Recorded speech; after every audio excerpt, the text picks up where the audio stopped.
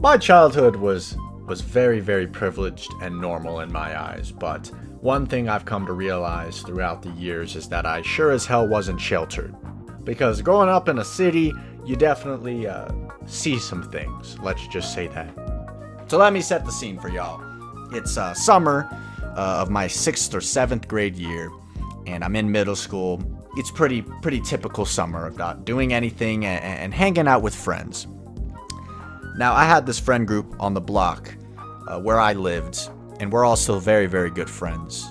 And we had this weird obsession with a playground game called Groundies. I can still remember the smell of the wood chips and playing this game on the local school playgrounds. Now, one day, I'm with 5 of my guys, and we're getting a little tired of our local small school play structure. It wasn't foot in the bill. It wasn't good enough for our 6th grade minds. We needed something bigger. We needed to find something, that was better.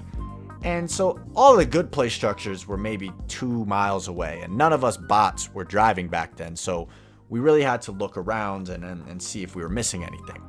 Well, it turns out in a park really close to us, there was a brand new play structure that had just been built maybe weeks before we had found out about it. And let me tell you, this thing was brand new. I think the city I was living in got a tax raise or something because they went all out for this play structure. It was insane. It was 4 stories tall, had a bunch of slides. It was definitely above average for the local area. Now, the park it was located in also has some lore to it, and it was probably the reason we kind of neglected and forgot about this place. But this park is located in the middle of a lot of different neighborhoods. So you get, normal people, but you also get, your fair share of tweakers. The one experience that definitely set some alarm bells in my head going was when my mom was taking a walk with her friend one day. And I remember her saying they basically saw some guy stroking his Johnson in broad daylight. And of course, the first question out of my mouth, because I was a dumbass 6th grader, was, well, Mom, how big was it? Whoop your ass. Yeah, so we had reasons not to go to this place, but against better judgment, we decided to go anyways. So we head over to this play structure, and man, it's everything and more. This thing was so grand, and for our little Groundies game, it was perfect. Now, one thing that was a little bit of a downside we initially, realized was that there was a lot of people there, since this was the only park for a decent while, and it was the park for 5 different neighborhoods. It made sense there was a lot of kids there. Now, that wasn't the problem. The problem is that these kids were fucking nuts. There were 3 little kids, maybe 5 years old max. 2 of them were girls, 1 of them was a little boy.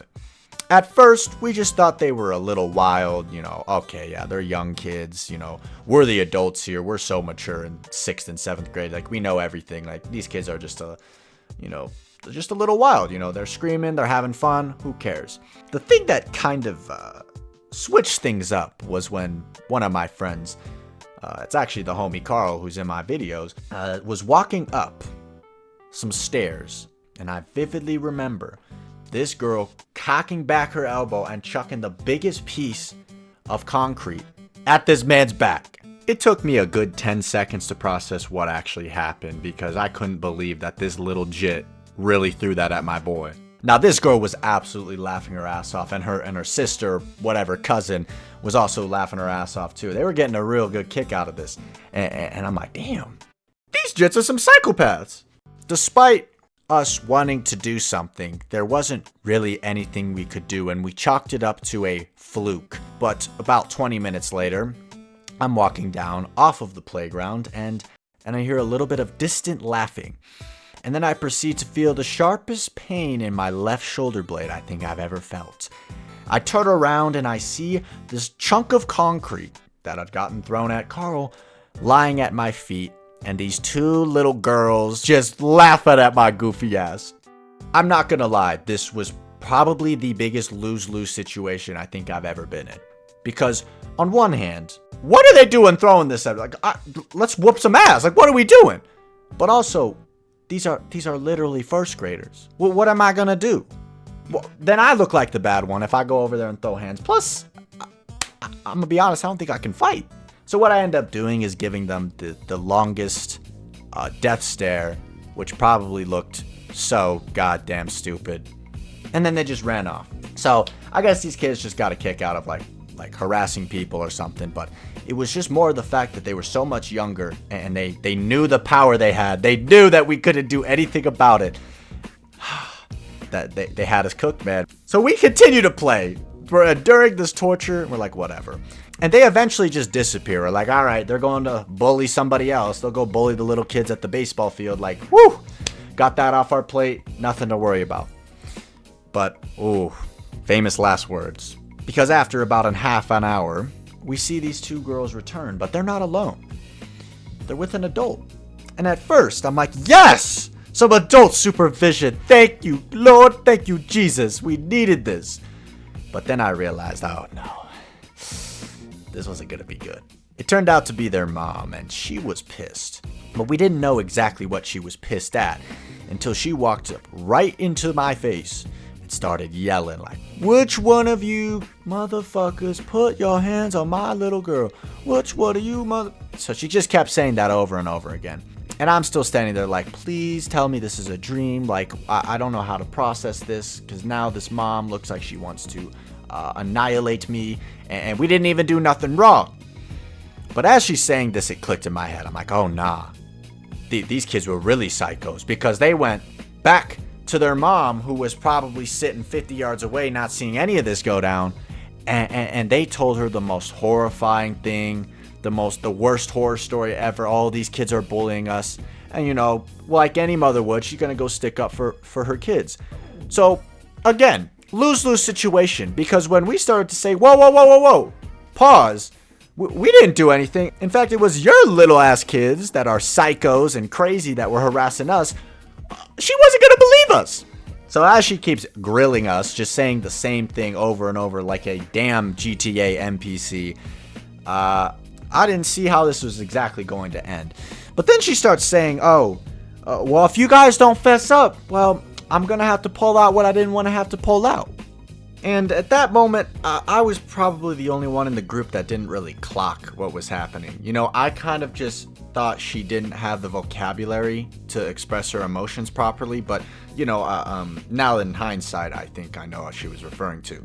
You know, I didn't think she'd actually do anything. Well, she ends up getting fed up with us not admitting to whatever fantasy she was told by her dumbass kids. She ends up leaving. She's like, well, I'm gonna go get my uncle to handle this. And we're like, oh, nah. There's another person involved? Oh, great. And we look up to where she's walking away, and we realize that there's a massive cookout of probably 100 people. And I'm like, oh, fuck. Are we about to get mobbed by the cookout? Oh, Jesus Christ. At this point, we decided it was probably a good time to leave, even though like half of me still wanted to stay there and fight for my honor as a 6th grade boy. Yeah, my survival instincts were fucking zero. So eventually, I'm like, oh yeah, let's get out of here. This is some bullshit.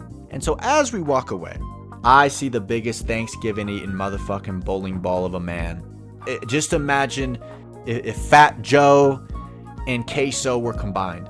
This guy was straight up waddling. And he's yelling. We can't really hear what he's saying, but a lot of head movement. So, you know, he was mad.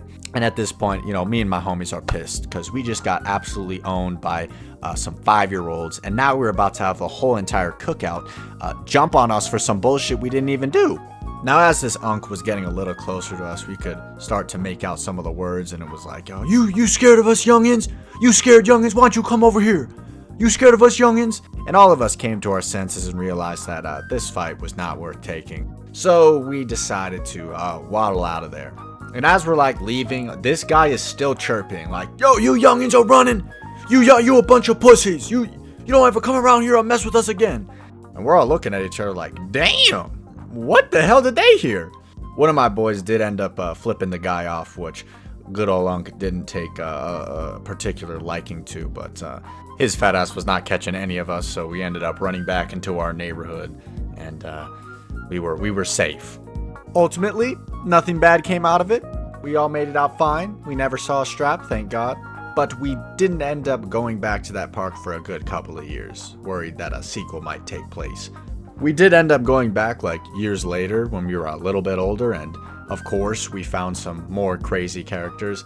And even to this day, I still drive by the park when I'm in the area, and like both parking lots are actually like drug drop-off areas. You'll see like 2 cars with like 5% tint roll up in these parking lots at the most random hours of the day and exchange like a brown paper bag.